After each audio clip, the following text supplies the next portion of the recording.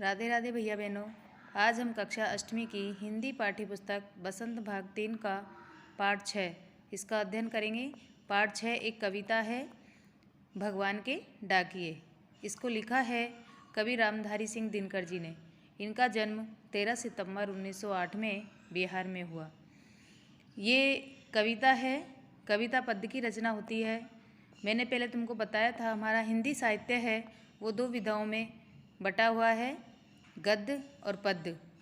गद्य के अंतर्गत आते हैं कहानी, रेखाचित्र, निबंध, संस्मरण आदि जो विधाएं होती है वो गद्य के अंतर्गत आती है। और कविता, कुंडलियाँ, सवैया, छंद, कवित्व इस प्रकार की जो रचना होती है वो पद्य के अंतर्गत आती है। तो आज हम जो अध्ययन करेंगे वो पद्य की रचना है। पक्षी और बादल ये दोनों भगवान के डाकिए हैं। जिस प्रकार सरकारी डाकिया हमारे लिए संदेश लाता है, उसी प्रकार ये प्राकृतिक डाकिए हमारे लिए ईश्वर का संदेश लाते हैं। इस कविता में कवि ने बताया है कि भगवान बादलों के द्वारा पेड़ पौधों पहाड़ों के लिए संदेश भेजते हैं। हमारे जो प्रकृति है वो किसी तरह से भेदभाव नहीं करती। एक देश से दूसरे देश बादल अपने पानी लेकर जाते हैं और न जाने कहाँ पर जाकर बरसाते हैं। इसी तरह से पेड़ पौधों की सुगंध, हवा और पहाड़ों के संदेश एक दूसरे तक पहुँचते हैं। जब एक देश के बाद दूसरे पर बादल जाकर बरसते हैं तो इससे साबित होता है कि वो वहाँ का संदेश लेकर आए हैं। वास्तव में पूरी दुनिया ही एक है, ईश्वर ने उसे बनाया है। हमें उसमें भेदभाव नहीं करना चाहिए, क्योंकि प्रकृति ने दो देशों में फ़र्क नहीं किया है। उन्होंने कोई फ़र्क नहीं समझा है। फिर हम इंसान क्यों ऐसा करते हैं? हमें ऐसा नहीं करना चाहिए। हमें किसी तरह के भेदभाव अपने दिलो दिमाग में नहीं रखना चाहिए। मानवता और प्रेम की भावना को बढ़ावा देना चाहिए। ये सुंदर कविता इसी भाव को दर्शाती है। अब पढ़ते हैं कविता। पक्षी और बादल ये भगवान के डाकिए हैं जो एक महादेश से दूसरे महादेश को जाते हैं। हम तो समझ नहीं पाते हैं, मगर उनकी लाई चिट्ठियाँ पेड़ पौधे पानी और पहाड़ बाँचते हैं। यहाँ महादेश विशाल देश के लिए आया है और बाँचते यानी पढ़ते हैं। बाँचना का अर्थ होता है पढ़ना। इसमें कवि कहते हैं कि आकाश में उड़ते पक्षी और बादल भगवान का संदेश लेकर आए हुए डाकिए हैं जो एक देश से दूसरे देश को उड़ते रहते हैं। इन डाकियों का संदेश हम समझ नहीं पाते हैं, लेकिन जिनके लिए ये संदेश लाए हैं वो आसानी से समझ जाते हैं। भगवान बादलों के द्वारा जो संदेश भेजते हैं उन्हें पेड़ पौधे पहाड़ और जल अच्छी तरह से पढ़ पाते हैं, क्योंकि ये संदेश उन्हीं के लिए होते हैं। अर्थात कवि के कहने का भाव यह है कि हम तो उनकी भाषा को समझ नहीं सकते हैं, क्योंकि एक देश से दूसरे देश में बहती हुई हवा सिर्फ महसूस की जा सकती है। हम उनके द्वारा लाए गए संदेशों को समझ नहीं पाते हैं।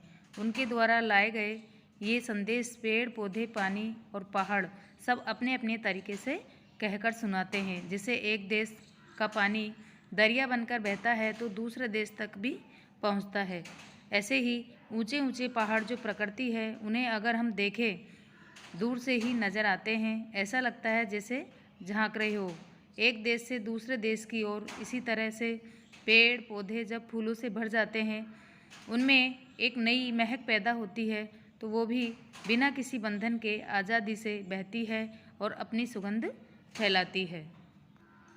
हम तो केवल यह आंकते हैं कि एक देश की धरती दूसरे देश को सुगंध भेजती है और वह सौरभ हवा में तैरते हुए पक्षियों की पाँखों पर तिरता है और एक देश का भाप दूसरे देश में पानी बनकर गिरता है। यहाँ आंकने का अर्थ अनुमान लगाना, सौरभ यानी सुगंध, भाप यानी बाष्प। इसमें कवि ने बताया है कि हम मनुष्य देश को उसकी सीमाओं से जानते हैं, किंतु प्रकृति किसी सीमा को नहीं जानती। वह अपना वरदान सबको देती है। सुगंध किसी बंधन को नहीं मानते हुए एक देश से दूसरे देश उड़ती जाती है। वही महक पक्षियों के पंखों पर बैठकर इधर से उधर उड़ती रहती है और एक देश से उठी भाप दूसरे देश में वर्षा बनकर बरसती रहती है। कवि का कहने का मतलब यह है कि यह तो हम सभी जानते हैं कि विज्ञान के विषय में भी पढ़ते हैं कि हमारा तापमान जब अधिक हो जाता है तो पानी वाष्प बनकर अर्थात भाप बनकर ऊपर की ओर उठता है, आसमान में जाता है। वहाँ पर तापमान कम होने के कारण बादलों में समा जाता है और बाष्प कण बन जाते हैं, और जब बादल एक जगह से दूसरे जगह जाते हैं तो वर्षा बनकर बह निकलते हैं और एक सुंदर वातावरण में अपनी खुशबू छोड़ते हैं। यह एक देश का पानी बाष्प के रूप में दूसरे देश में वर्षा बनकर जो बिखरता है, बरसता है, ये बहुत ही अनोखा दृश्य है। इसे ही कवि ने कहा है कि एक जगह की जो खुशबू है, जो पानी है, दूसरे देश में जाकर बरसता है और हमारा संदेश वहाँ पर पहुँचाता है। अब इसके प्रश्नोत्तर देखते हैं। प्रश्न 1, कवि ने पक्षी और बादल को भगवान के डाकिए क्यों बताया है? स्पष्ट कीजिए। उत्तर देखिए, कवि ने पक्षी और बादल को भगवान के डाकिए इसलिए बताया है क्योंकि ये संदेशों को एक स्थान से दूसरे स्थान तक पहुंचाने में सहायता करते हैं। बादल शीतलता का संदेश देते हैं और पक्षी अपने पंखों पर सुगंधित वायु को लेकर एक देश से दूसरे देश तक जाते हैं। प्रश्न 2 देखिए, पक्षी और बादल द्वारा लाई गई चिट्ठियों को कौन कौन पढ़ पाते हैं? उत्तर देखिए, पक्षी और बादल द्वारा लाई गई चिट्ठियों को पेड़, पौधे, पानी और पहाड़ ही पढ़ पाते हैं, वही उनकी भाषा को समझते हैं। प्रश्न 3, इन पंक्तियों का क्या भाव है? यानी इन पंक्तियों का भाव स्पष्ट करना है। पक्षी और बादल प्रेम, सद्भाव और एकता का संदेश एक देश से दूसरे देश को भेजते हैं। इसका भाव होगा, पक्षी और बादल भगवान के डाकिए हैं। वे एक देश से दूसरे महादेश को जाते हैं और एक दूसरे तक संदेश पहुंचाते हैं। खेवाला देखिए, प्रकृति देश देश में भेदभाव नहीं करती। एक देश से उठा बादल दूसरे देश में बरसता है। इसका भाव देखिए, प्रकृति एक देश से दूसरे देश में भेदभाव नहीं करती, इसलिए एक देश का भाव दूसरे देश में पानी बनकर बरसता है।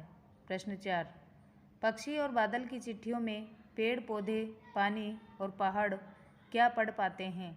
उत्तर देखिए, हाँ पढ़ पाते हैं। भगवान पूरे विश्व को एक मानकर अपना प्रेम सभी में बराबर बांटते हैं। उनका ये प्रेम बादलों द्वारा पानी के रूप में धरती पर आता है और पेड़ पौधों में जीवन भरता है। इसे ही पेड़, पौधे, पानी और पहाड़ पढ़ पाते हैं। प्रश्न 5, एक देश की धरती दूसरे देश को सुगंध भेजती है, इससे कवि का क्या भाव है?